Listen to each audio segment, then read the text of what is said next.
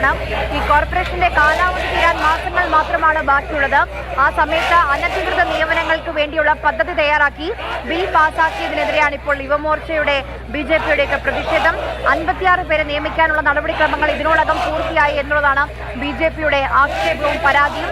Police പ്രവർത്തകരെ പ്രതിരോധിക്കാൻ പാടുപെടുകയാണ്. മതിൽ ചാടിക്കടക്കാൻ ഒരു ഭാഗത്ത് ശ്രമിക്കുന്നു, മറുഭാഗത്ത് ബാരിക്കേഡ് ചാടിക്കടക്കാൻ ശ്രമിക്കുന്നു. പോലീസിന് പലതവണ ജലപീരങ്കി പ്രയോഗിച്ചിട്ടും പ്രവർത്തകരെ പിരിച്ചുവിടാൻ, പ്രവർത്തകരെ നിയന്ത്രിക്കാൻ ഇതുവരെ കഴിഞ്ഞിട്ടില്ല. മുദ്രാവാക്യം വിളികൾ ഉന്നയിച്ചുകൊണ്ടുള്ള പ്രതിഷേധം തുടരുകയാണ്.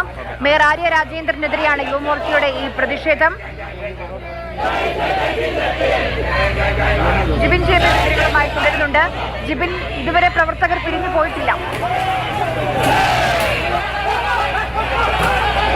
ആര്യ, പ്രവർത്തകർ ഇപ്പോൾ ഈ മതിൽ ചാടി കടക്കാനുള്ള ശ്രമം മതിയാക്കിയിട്ട് വീണ്ടും ബാരിക്കേഡിന്റെ അടുത്തേക്ക് പ്രവർത്തകർ മുദ്രാവാക്യം വിളികളുമായി എത്തിയിരിക്കുകയാണ്. നേരത്തെ ആര്യ പറഞ്ഞതുപോലെ ഇവിടുത്തെ പ്രതിഷേധത്തിന്റെ പ്രധാന കാരണമെന്ന് പറയുന്നത് ഈ തിരുവനന്തപുരം കോർപ്പറേഷനിലെ LDFന്റെ ഭരണസമിതിയുടെ കാലാവധി കഴിയാറായിരിക്കുകയാണ്. ഏതാനും മാസങ്ങൾ കൂടി മാത്രമേ ഭരണസമിതിയുടെ കാലാവധിയുള്ളൂ. പക്ഷേ ഈ കാലാവധി തീരും മുൻപ് CPMന്റെ നേതൃത്വത്തിൽ CPMന്റെ അണികളെയും കൗൺസിലർമാരെയും ഈ താൽക്കാലികമായി നിയമിച്ചുകൊണ്ടുള്ള ഒരു ഉത്തരവ് CPM ഈ കൗൺസിൽ ഇറക്കിയെന്ന് ആരോപിച്ചുകൊണ്ടാണ് BJP ഇത്തരത്തിൽ ഒരു വലിയ പ്രതിഷേധവുമായി രംഗത്തെത്തിയിരിക്കുന്നത്. പ്രത്യേകിച്ച് അതിൽ പറയുന്ന ഏറ്റവും പ്രധാനപ്പെട്ട കാര്യം 56 പേരുടെ നിയമനത്തിന്റെ ഉത്തരവാണ് ഇപ്പോൾ മേയർ ആര്യ രാജേന്ദ്രന്റെ നേതൃത്വത്തിൽ പാസ്സാക്കിയിരിക്കുന്നത്. ഈ 56 പേരിൽ കഴക്കൂട്ടത്തെ CPMന്റെ വാർഡ് കൗൺസിലർ ഉൾപ്പെടെയുള്ളവരുണ്ട്. CPMന്റെ ലോക്കൽ കമ്മിറ്റി, ബ്രാഞ്ച് കമ്മിറ്റി അംഗങ്ങൾ ഉൾപ്പെടുന്നതാണ് ഈ 56 പേരുടെ പട്ടിക എന്നാണ് BJP ആരോപിക്കുന്നത്. പക്ഷേ ഈ കഴിഞ്ഞ ദിവസം കൗൺസിൽ കൂടുന്നതിനിടയിൽ ഈ ബില്ല് പാസ്സാക്കുന്നതുമായി ബന്ധപ്പെട്ട് വലിയ പ്രതിഷേധമുണ്ടായി.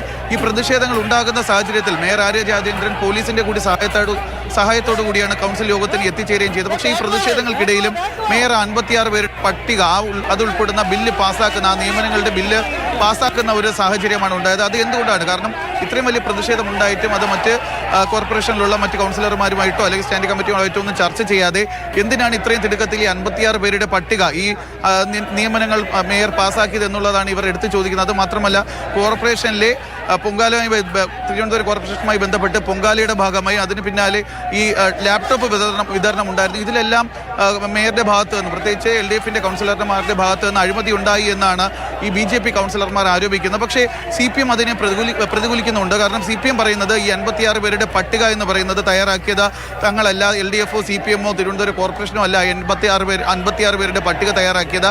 ഈ 56 പേരുടെ പട്ടിക തയ്യാറാക്കിയിരിക്കുന്നത് എംപ്ലോയ്മെന്റ് എക്സ്ചേഞ്ച് ആണ് ഇത്തരത്തിൽ അഭിമുഖം ഇതിന്റെ ഓർഡർ അനുസരിച്ച് കഴിഞ്ഞ കുറച്ച് കാലങ്ങളായി ഈ ജോലിക്ക് അപേക്ഷിച്ച് ലിസ്റ്റിൽ കാത്തിരിക്കുന്നവർ, പ്രത്യേകിച്ച് പ്രായമൊക്കെ കഴിയാറായവർ, അവരെ ഉൾപ്പെടുത്തിക്കൊണ്ടുള്ള ഒരു ലിസ്റ്റ് തയ്യാറാക്കിയത് എംപ്ലോയ്മെന്റ് എക്സ്ചേഞ്ച് ആണ്. ഈ 56 പേരെ അഭിമുഖവും എഴുത്ത് പരീക്ഷയെല്ലാം നടത്തിയതും അവരാണ്. അത് കഴിഞ്ഞിട്ടുള്ള ഒരു ലിസ്റ്റ് തങ്ങൾക്ക് തരിക മാത്രമാണ് എക്സ്ചേഞ്ച് ചെയ്തിട്ടുള്ളത്. അത് തങ്ങൾ പാസ്സാക്കുകയാണ് ഉണ്ടായതെന്നാണ് LDF ഇതുമായി ബന്ധപ്പെട്ട് അവരുടെ ഭാഗത്ത് നിന്ന് ലഭിക്കുന്ന ഒരു പ്രതികരണം എന്ന് പറയുന്നത്. പക്ഷേ ലക്ഷ്യമെടുത്ത് BJP പ്രധാനമായി അതിൽ ഉന്നയിക്കുന്ന ഒരു കാര്യം, കഴക്കൂട്ടത്തെ വാർഡ് കൗൺസിലറായിട്ടുള്ള കവിത എന്ന ആൾ കൂടി, CPMന്റെ വാർഡ് കൗൺസിലർ കൂടി ഈ ലിസ്റ്റിൽ ഉൾപ്പെട്ടിട്ടുണ്ട് എന്നാണ്. അതിനും CPM വ്യക്തമായ ഒരു മറുപടി നൽകുന്നുണ്ട്. കാരണം കവിത എന്ന് പറയുന്ന ആൾക്ക് ഒരു സാനിറ്ററി വിഭാഗത്തിലാണ് ജോലി ചെയ്തിരിക്കുന്നത്, ഒരു സാധാരണ കുടുംബത്തിൽ നിന്നുള്ള അംഗമാണ്. അതുകൊണ്ട് തന്നെ അവർക്ക് ഈ ജോലിയിൽ പ്രവേശിക്കുന്നതിന് വേണ്ടി മറ്റ് വിലക്കുകളില്ല. അവർ ജോലിയിൽ പ്രവേശിക്കുന്നുണ്ട് എങ്കിൽ ഈ കഴക്കൂട്ടം വാർഡ് കൗൺസിലറുടെ ആ ഒരു പദവി അവർ റിസൈൻ ചെയ്ത് കഴിഞ്ഞാൽ, അത് രാജിവെച്ച് കഴിഞ്ഞാൽ അവർക്ക് ഈ ജോലിയിൽ പ്രവേശിക്കുന്നതിന് വേണ്ടി മറ്റ് സാങ്കേതിക ബുദ്ധിമുട്ടുകളില്ല എന്നുള്ളൊരു കാര്യമാണ് CPM ഉയർത്തിക്കാട്ടുന്നത്. പക്ഷേ BJP വീണ്ടും ഉന്നയിക്കുന്ന ആരോപണം എന്ന് പറയുന്നത് ഈ കവിത എന്ന് പറയുന്ന ഒരാളുടെ കാര്യമല്ല അവർ പറയുന്നത്. CPM അനുകൂലികളായിട്ടുള്ള പലരും ഉൾപ്പെട്ടിട്ടുണ്ട്. ഈ പറയുന്നത് പോലെ എംപ്ലോയ്മെന്റ് എക്സ്ചേഞ്ചിൽ നിന്ന് തന്ന ലിസ്റ്റ് ആണ് എങ്കിൽ പോലും അതിൽ ആരൊക്കെ ഉണ്ടാകണമെന്ന് തീരുമാനിക്കുന്നത്, അല്ലെങ്കിൽ ആരുടെയൊക്കെ നിയമനങ്ങൾ ഉൾക്കൊള്ളണമെന്ന് തീരുമാനിക്കുന്നത് കൗൺസിലാണ്.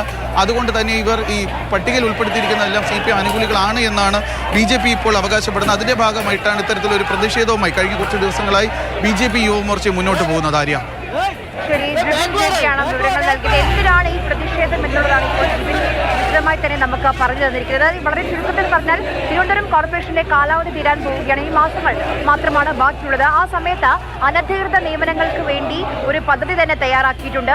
അതിന്റെ ബില്ല് പാസ്സാക്കി. അതിനെതിരെയാണ് ഇപ്പോൾ BJPയുടെ പ്രതിഷേധം. അതുമായി ബന്ധപ്പെട്ടാണ് ഇപ്പോൾ യുവമോർച്ചയുടെ പ്രതിഷേധം നടന്നുകൊണ്ടിരിക്കുന്നത്. 56 പേരെ നിയമിക്കാനുള്ള നടപടിക്രമങ്ങൾ പൂർത്തിയായി കഴിഞ്ഞു എന്നുള്ളതാണ് BJPയുടെ പരാതി, ആരോപണം. അതുമായി ബന്ധപ്പെട്ട് കഴിഞ്ഞ ദിവസം കൗൺസിൽ യോഗത്തിലൊക്കെ വലിയ സംഘർഷങ്ങൾ ഉണ്ടായിരുന്നു. രാത്രിയും സാഹചര്യങ്ങൾ സംഘർഷത്തിലേക്ക് നീങ്ങിയിരുന്നു.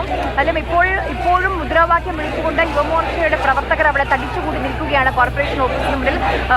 8 തവണ പോലീസ് ജലപീരങ്കി പ്രയോഗിച്ചു. എന്നിട്ടും പോലീസിന് പ്രവർത്തകരെ പിരിച്ചുവിടാൻ കഴിയുന്നില്ല എന്നുള്ളതാണ് നമുക്ക് ദൃശ്യങ്ങൾ കാണാൻ കഴിയുന്നുണ്ട്. ഇപ്പോഴും മുദ്രാവാക്യം വിളിച്ചുകൊണ്ട് BJP പ്രവർത്തകർ അവിടെ തന്നെ നിൽക്കുകയാണ്. പോലീസിനെ പ്രതിരോധിക്കാൻ BJP യുവമോർച്ച പ്രവർത്തകർ പരിശ്രമിക്കുന്നതും കാണാൻ കഴിയുന്നുണ്ട്. പ്രവർത്തകരെ നിയന്ത്രിക്കാൻ പാടുപെടുന്ന കേരള പോലീസിനെയാണ് കാണുന്നത്. ഒരുപക്ഷെ കൂടുതൽ പോലീസ് വിന്യാസത്തിലൂടെയൊക്കെ എത്തിച്ചേക്കും.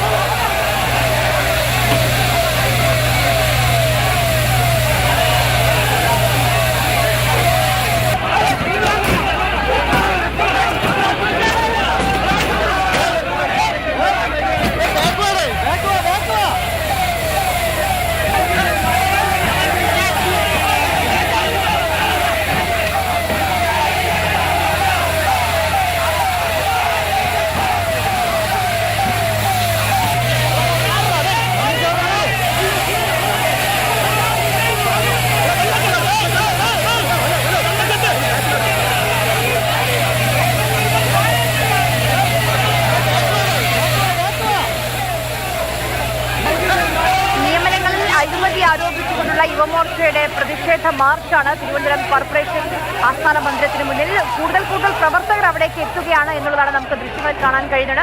BJP നേതാക്കൾ VV രാജേഷിനൊക്കെ നമുക്ക് ആ ദൃശ്യങ്ങളിൽ കാണാൻ കഴിയുന്നുണ്ട്. പ്രവർത്തകർ ഇതുവരെ പിരിഞ്ഞു പോയിട്ടില്ല എന്ന് മാത്രമല്ല കൂടുതൽ നേതാക്കൾ BJPയുടെ തന്നെ നേതാക്കൾ അവിടേക്ക് വരികയാണ്.